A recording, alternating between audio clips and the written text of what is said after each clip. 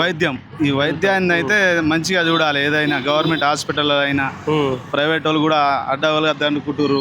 జ్వరాలు వచ్చినా కానీ వాళ్ళకు ఇట్లా పోతే కథం 10,000 కానీ జ్వరమే తగ్గదు. మామూలుగా క్లినిక్ లో పోయినా కానీ అట్లా అవుతుంది. సో ఫస్ట్ ఇవి చేయాలంటారు. హాస్పిటల్ అంటే మెయిన్ ఇవి పట్టించుకోవాలా, అది గవర్నమెంట్. మేము ప్రతి కార్పొరేట్ హాస్పిటల్స్ కానీ స్కూల్స్ కాలేజీలల్లో ఉచితంగా చేపియాలి. మనిషికి కావాల్సింది విద్యా వైద్యం అని ఒక ఉద్యమంగా పోరాటం చేస్తారు. అవును, అది సమర్థించుతారా? ఓకే, ఖచ్చితంగా మా పనికి మీరు సహకరిస్తాం ఖచ్చితంగా. అది కావాలి, మెయిన్ మనిషికి కావాల్సిందే అది. ప్రతి ఒక్కరి ఇంట్లో అదే ఉంటది.